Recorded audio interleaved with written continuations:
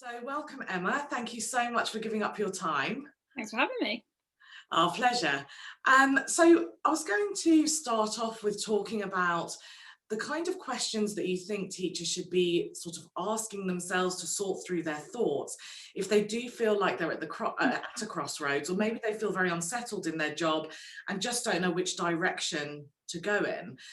What's generally your advice for teachers in that position?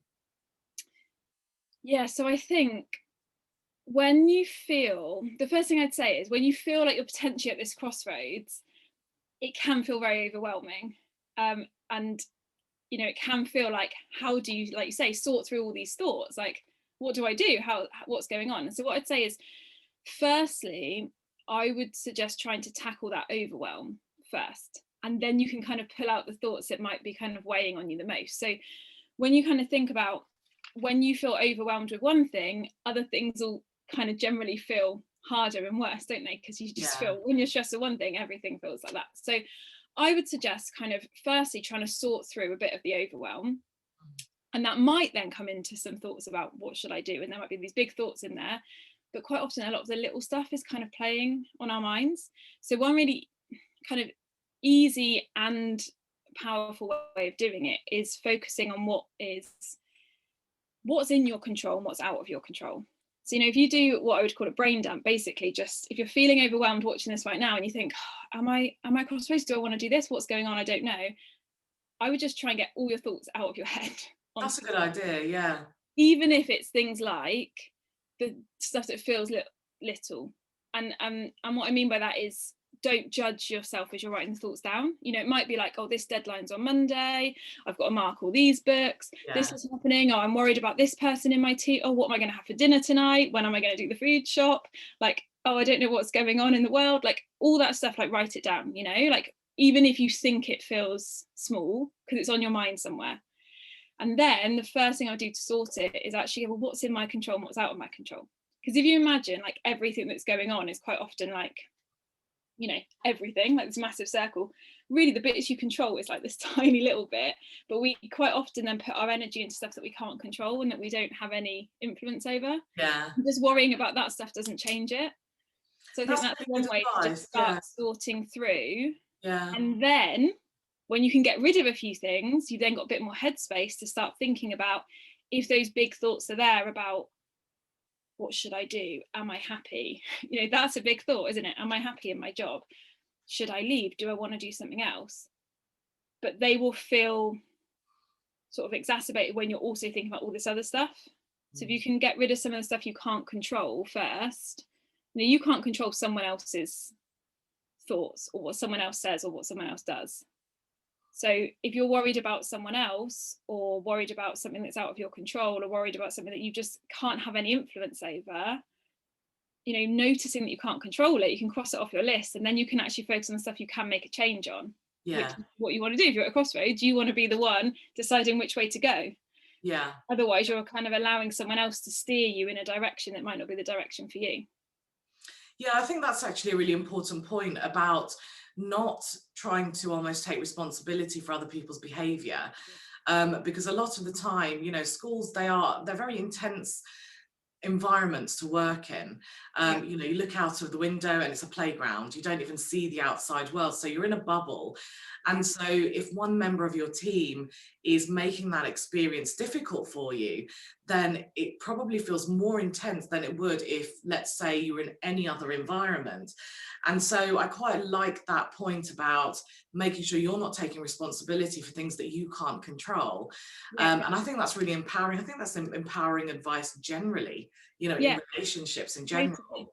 Because what it's doing is it's pulling. If you think about, if you were to draw it down on a page, you have this massive circle is what you can't control, and this little bit of what you can, that's where all your choices lie. Yeah. That's where the choices you make are going to have the biggest impact, because that's what you can do to potentially you can influence other people. What if you the way that you speak to someone probably will influence how they speak back to you. So of course, if you go in a quite a confrontational way, you're going to get a different response to if you go in differently. So it's not to say, well, I don't care about anything else. It's to go, well, what can I actually do? Like what's actually in my control? you can't control how someone else feels or what someone else does, but you can control what you do and what you say and what you think. And, you know, you can control what time you leave work. You might think that you can't, because I felt like I couldn't for a long time. I thought, well, I have to be here until 6 o'clock, so otherwise Yeah, we can all relate to that, can't we? Yeah. But there was a choice there, really, that I feel that that's what is most empowering, when you go, hold on, I'm choosing to do this, or I choose not to do this. Even that feels better than going, oh, I should do this, or I have to do this, or I need to do this. Like, I'm choosing to mark my books because it means tomorrow's lesson runs more smoothly. Feels better than, oh, I have to stay and mark all these books. Yeah. It just feels like I'm in control of my choices then. So it's changing that internal dialogue as well, isn't it? Yeah. And, you know, most of the educators that I meet who are currently teachers, the most common thing, and I know I felt this when I was teaching and thinking about leaving the profession, is that I didn't really want to leave teaching. I loved teaching. Yeah. And I suppose that's why so many of us end up being, you know, private tutors or coaches, because we want to continue working with people in that capacity. Yeah. But for somebody who's just like, God, I don't even know whether I want to carry on teaching, or maybe I do, I just can't tell anymore. Are there any key questions that they could perhaps ask themselves that will just start giving them that clarity? Yeah, I think that is such a good point, that what can happen is when you're not happy or when you're feeling stressed or whatever it is, that it can feel a bit like, you know, you don't want to sort of, what's the phrase, like throw the baby out with the bathwater, like go, well, that's it, I'm done. And actually there's so much of teaching that you love. And that's why, firstly, sorting through that overwhelm and actually taking control of what you can control will firstly be really helpful, because that might be realizing that something in your current work environment isn't working for you. And it might be, you know, a relationship in your team, or it might be part of your workload, or it might be part of your role that you don't feel fully kind of equipped to do or empowered to do. So, you know, asking for help in those areas, doing what you can control, kind of taking control of those things, I think will help. And then what I'd say is, like, with what you're saying about you love bits of teaching but you didn't love bits, like work out what it is that isn't working for you at the moment, and actually what you are enjoying and what you're not enjoying. Because not all teachers are the same, you know, like there'll be some teachers who the best bits of their job is the bit where they are teaching their subject because they're so passionate about their subject. And there'll be some that are so passionate. For me, it was always about kind of helping children get to the answers themselves, you know, that like facilitation and that kind of seeing their journey. It wasn't really, the subject was kind of a bit by the by. It was more they're going, oh, I can do this and I've got a strategy. And it didn't really matter if that was whatever subject that was. For some people, they love the like analyzing data. I didn't love that much, really, but you know, some people, they do. They're like, this is the bit that I love. It's like finding the gaps, working out what to do, solving problems. For some people, it's like the managing the, you know, the sort of firefighting day to day, making decisions in the moment. So not all teachers are the same. We all kind of get put into this thing that we need to have all of these skills. And what I say is, what you're good at isn't necessarily the same as what you enjoy. And separating that is sometimes tricky, because I think I got told a lot of the time, you're really good at this, and I thought, oh, right, okay, so that must be what I should do then, because I'm good at that bit. But as a teacher, you're good at so many things, so it's kind of working out the bits that you're good at, but also, do you enjoy the bits that you're good at? I was pretty good at creating spreadsheets and, you know, sorting data, but is it really the thing that kind of lights me up? Not really. You know, like I was great. I could, you know, I'm pretty good at teaching long division. Does it really light a fire in me to teach long division? Not really. So that isn't, you know, that wasn't the thing for me. So it's kind of working out what you do enjoy, and then the bits that maybe you don't enjoy. So again, with the bits you don't enjoy, is it a particular sort of dynamic in a team that's getting to you? Is it the workload? And when it's the workload, can you break that down a bit more? Like, which bits of the workload are getting to you? Is it just that it feels overwhelming, or is it in particular you don't enjoy, or you don't see the point in something, you know? Or is it the sort of managing conflict that feels it just is out of your comfort zone, you just don't enjoy it? Like, the more specific you can get, I think that's going to help you work out what you want to do next, because it might be you can just make some tweaks to your current job. Yeah. When you realise, oh, it's this bit I don't like, well, I'll go and do something about it. Or when you realise, actually, this might not be the role for me, maybe I could, you know, either go for a promotion or even a, I don't really want to say demotion, but, you know, give up some responsibility if that would make things better for you. Or it might be like, well, if I could go part-time so I have more time with my family, like that might help. Or do you Yeah. know what I mean? Like the clearer you are, because I think what can happen is you just go, I can't do it anymore. And then you kind of just, it all goes. And Yeah. then, like I said, so many teachers then go, hold on, I think actually I did really enjoy it. I just wasn't enjoying that bit. And so I think I would say get really, really clear what you enjoy, what you don't enjoy, and that will kind of help you. And then just to add from that, like work out if you're thinking about leaving or changing, is that driven from something you're moving away from or something you want to move towards?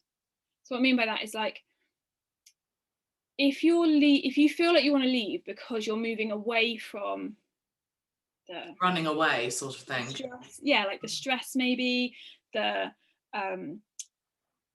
like a certain nature of the job, like if you're moving away from something, that can be really powerful. And I definitely did that. There was things I wanted to move away from. But then if you can kind of find the things that you want to move towards, that will be really powerful to help you with your journey. Otherwise you sort of get out of something and you don't quite know where you're going next. Yeah. You know, and so it's kind of getting out and also being, then you can be really purposeful about what you do, because otherwise you can sort of jump out of the frying pan into the fire, go, well, I'm leaving, and then you just, I see it all the time, people then go to another school or another profession even, but they still have the same issues with it because they hadn't really got clear on what it was that wasn't working for them. Yeah, and I think that if you're looking to move out of the profession, a really good exercise as well that you reminded me of is to actually list all those things that you can do.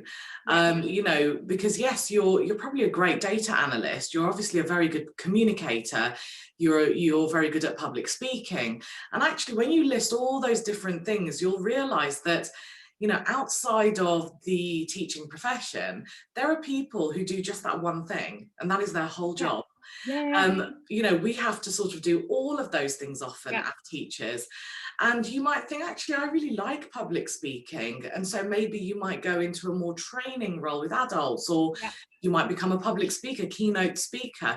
And so actually really listing and breaking down all of those things will help you make those kinds of decisions, rather than just thinking, well, loads of teachers become tutors, so I'll become a tutor, or they become coaches, so I'll become a coach, or whatever it might be. And I think that's a really good idea, because you can still love teaching, and you can still continue the aspects of teaching that you love, but have a complete change if that's what you want. And we're very lucky nowadays, you know, you don't have to stay in a job. It's not forever. In fact, often it's frowned upon, you know, if you just stay in one place for a really, really long time. So we're really lucky that we can chop and change, or we can even do multiple things at the same time. And it's not frowned upon, it's encouraged. So I think, you know, embrace that culture. And, you know, when teachers are, when they're looking at transitioning, so let's say that they are in a position where they're now looking to go part-time and maybe set up their own business, you know, to go into something else. I think that the most scary thing, if you don't have that financial security, is taking the leap. I know I certainly waited until I had saved up enough money that it was a buffer, my husband was working a stable job, you know, all of those things. But there are some people who are just like, I can't wait for that. I want to go. I want to leave now. I'm ready. How can they perhaps manage that change in their minds to feel confident to do that? Yeah. I mean, that I think what I find is everyone's sort of got their own, I suppose, threshold for that. You know, for me, I left without really having a plan. Like I didn't even particularly know about coaching when I left teaching. I was done, and I was like, because for me, and this is why my first tip was about sorting through that overwhelm, because for me, my headspace was completely filled with teaching. So when I was starting to get these thoughts about maybe I could do something else, like maybe I could leave, I was like, it was like that was getting squashed by all the other stuff in my brain, and I couldn't focus on it. So the way I chose to do it was take the leap, and into nothingness almost, because I knew I would then work it out. But I think I'm probably more high risk than other people. Like that for me was the way that I did it. I did have a financial buffer, which I hadn't sort of specifically saved to do that, but maybe subconsciously I had, because I kind of was saving for a rainy day and thought, well, if this isn't a rainy day, being miserable at my job, like what is? Yeah. So I did have that. So that is different, of course, if you don't have that. And so like you can be more strategic about that and go, well, hold on, actually, I do think I want to leave and I want to get this headspace. So practically, what can I cut back on? How can I save money and all those things? What I'd say if you do that is actually get really clear on what that needs to be for you, or what you think that needs to be for you. Because what, again, I hear from people is like, oh, well, when I've got enough money, then I'll leave. Or like, when I feel more confident, then I'll do it. Or like, when the time's right. And if you don't set what those things are, what happens is like that bar just keeps moving. You're never going to get there, because you're going to always be waiting for like enough money or more money. If you go, well, when I've got X amount in the bank, then I'm going to do this. Yeah. That is different. That's strategic. I think it's when people kind of use words like enough. Yes. When I feel more confident, when I'm confident enough, then I'll make the leap. That will never happen if you just wait to feel more confident. So I think there's kind of choosing to do it. So I think there's a difference between, what I'm not saying to anyone is just, quit tomorrow and don't have any financial plan or anything in place. I'm not saying that. What I'm saying is if you feel that that's what you want to do, like actually set yourself a timeline and a target and whatever it is. If it's about when I've maybe you're working on another qualification or something, or maybe you're working on a business on the side, is it when I've got this amount of clients, then I'll do it? Or is it when I've got this much money coming in, then I'll do it? But if it's always when I've got enough, it will never happen. It's just not tangible. You're always going to be chasing it. It's those SMART targets, isn't it? Something that you can measure. And actually, something you said that was incredibly interesting was when the time's right. As a teacher, the time is never right. I come from a secondary background, and you always have your year 11s that you're going to feel that you're letting down at any point in the year as well. I left in the January, in that part of the year, and I felt terrible, but I had to go. I just had to. I wish I had a coach. I wish I even knew coaching existed. Me too. When I was going through all of that, because I think I could have perhaps made some better decisions. I don't have regrets as such, but I could have done it differently. And just recently I was talking to an educator who handed in his resignation and then extended it because he just constantly felt so bad that he was letting his department down, he was letting the kids down. And that's the nature of our job. You will always feel like you're letting people down. And I'm glad you touched on that, because I wanted to touch on the guilt, because again, that I get it, I really get it, but again, like, is it really that, or sometimes is it an excuse to put it off? Is it like, oh, when the time's right? But like you say, when is the time ever going to be right? And so is it just kind of still going to keep holding on? And when there's guilt, like, does there need to be guilt? Because I think as teachers, we put so much on us that we are going back to what we can control. We think that we are responsible for everything, and we are responsible for all these students, and we can't possibly let them down. But do you know what? When I actually did resign, I left at Christmas, and I handed my notice, and a week later I'd already been replaced. Like, exactly. The kids will be fine without me. Yeah. And I know, I could have told myself all these stories about they need me and I'm going to let them down, but actually they'll be fine. Exactly. Fine. Of course they will. They'll have another teacher. And wouldn't it be best to have a teacher that actually like wants to be there, rather than a teacher that's not happy, that's just kind of dragging it out? Like, they don't deserve to have me there dragging it out for 2 more terms for the sake of not letting them down, because actually that's letting them down more. So I think when we're like telling ourselves stories like that, it's just worth noticing. Firstly, 2 questions I'd always ask when we tell ourselves these stories is it true, and does it serve me? So, a story like that, oh, I can't leave mid-year because, or even in secondary, like you say, I can't leave now because I'm letting these year 11s down. But then a year later, you're going to be letting another set of year 11s down. It's never ending, Questioning that, like, is that true that you're letting them down? Well, I don't know, is it really true? Like, they're going to have it. It's not like you're leaving them to then just fend for themselves. They're going to have another teacher there, like, you know, and that is, you're handing in your notice. Teachers have quite a long notice period compared to other jobs. You're giving your school lots of notice to actually replace you and find someone else. Like, it's not really your responsibility. So going back to the zones of control, is that bit in your control, or is that bit at someone else's control? Is that in that bigger circle? And does it serve you? Even if you think it might be true, like, does it really serve you to think that leaving in January is letting people down? Like, I don't really think that's serving you. It's not an empowering thought to have, is it? Like, actually, it might be a more empowering thought to think, I'm making the best choice for me, and the best choice for me will also be the best choice for other people. Yeah. Because I do believe that. I believe my class, that when I left mid-year, actually would have then been better off having someone there that was like fresh and ready and, you know, wanted to be there, rather than me just dragging it out. I just don't think that would have actually been helpful. Yeah, I mean, I'm you know, I was going to say something quite similar where, you know, I think that we feel like everything's going to crumble if we leave, especially the more you take on, the more you think that the more there is on your shoulders. Yeah. It will be at the most inconvenient, but it won't crumble. And I noticed that when, you know, I got unwell and I had to, you know, take time off. Now that was overnight, you know, because I pushed it and pushed it and pushed it. And overnight, nothing happened, nothing crumbled. It was difficult, but they adapted. And same thing happened when I resigned. And that's the thing, I think, is just removing yourself from this immense responsibility that you've taken on in your mind and thinking, no, this is a job. Let me take a step back. This is a job role. I could write a job spec. I could advertise for it and I could recruit. I'm replaceable, not because you're not valued, but that's just because you're at a job. You know, you are not the school, you are not education, you're just in that job, a facilitator.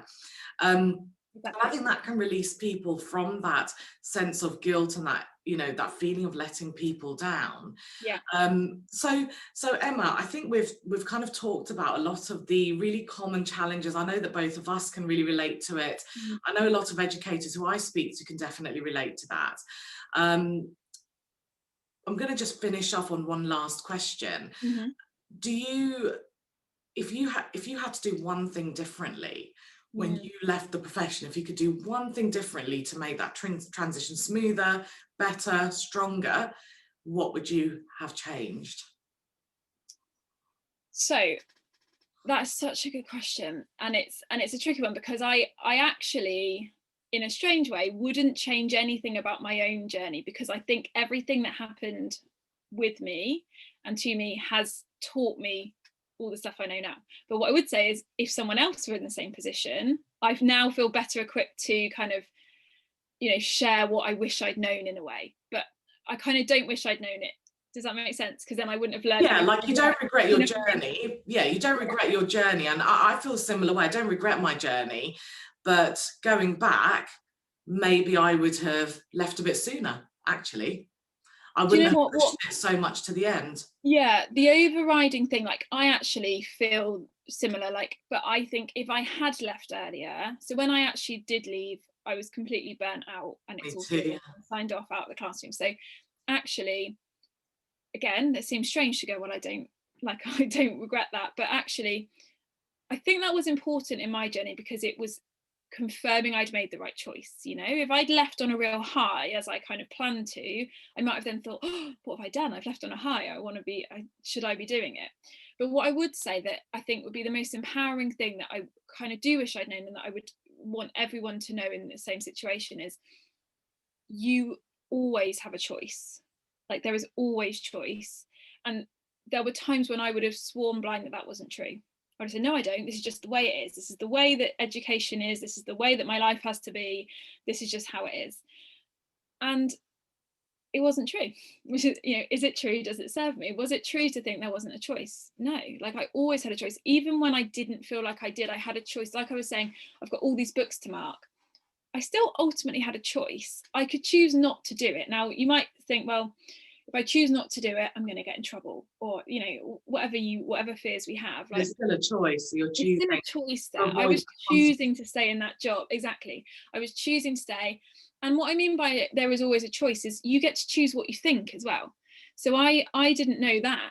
I didn't know that I got a choice. I kind of just saw all these thoughts coming into my head. I can't control them. That's just the way it is. And I would have sworn to you that stuff was true, that it was fact. This is the way the world is. I would Yeah, have yeah. sworn blind to you. I cannot do any other job apart from teaching. Mm. And if you tried to tell me otherwise a few years ago, I would have said, no, you're wrong. Like, that is true. It's a fact. And of course it's not a fact, because look, I'm not doing it now and I'm doing something else. But I would have told you that that was true. And so that's what I mean about having a choice. You actually have a choice if you believe those things. You have a choice if you believe those thoughts that come into your head, if you believe them or not. And if you look for evidence for them. Because of course, if you decide I can't do anything apart from teaching, you're going to find all the evidence that backs that up. But you get to choose if you're looking for the evidence to back that up, or if you want to look for evidence to say, maybe I'm good at all these other things. Like you said, listing all your skills. Like, that's a choice. You might still go, it doesn't mean you do have a choice if you leave your job or stay in your job. But what I mean is, on a smaller level, you literally get to choose every moment of every day what you think, what you say, what you feel, what you believe, what you do. Like, and by doing those things, you take control, and then you empower yourself, and then you're just in control. Then, you know, you are choosing what's happening in your life. Where there was a long time where I was choosing, I was just letting life happen to me. So is that what you would change? Would you sort of change your mindset if you could do that again, go through that again? Yeah, I think I would as well, because I just wish I'd known that. yeah, me too. Me too. And I think also, you know, when I was feeling very burnt out, I kind of blamed my department and my school and my circumstances, and all of that remains true, absolutely remains true. However, when I left the job, I had the headspace to actually take some responsibility as well, to think, well, actually, I could have done that differently. I didn't have to say yes to that. I didn't have to treat everything like it was, you know, due yesterday. And there were lots of things about how I was handling my workload that also led to that exhaustion. And that was a real turning point for me, because I was able to separate the work environment and things that other people had created, and things that I created. And that's really helped me when I'm running my own business, because I know the warning signs from myself. So I know what I need to do and when I need to do it and when I need to give myself space. So I think that all of it is a really good learning experience. And I'm just going to finish on a final thought that, you know, if you are a teacher and you are at a crossroads, you know, it doesn't mean that leaving the profession is the only way to go. It could be that you can change things within your practice, or within your routine, that's going to just really help you and make you foster that love for your job again. Or it could be that stepping out is the right thing to do. But wouldn't it be amazing if you stepped out of the profession while still loving it? And it just being this really exciting new adventure, rather than it being from this desperate place where you feel like you need to leave. So that's all from us today. Thank you, Emma, so much for sharing your experience and your insight. I'm sure we will talk again very soon. Take care. Thanks very much.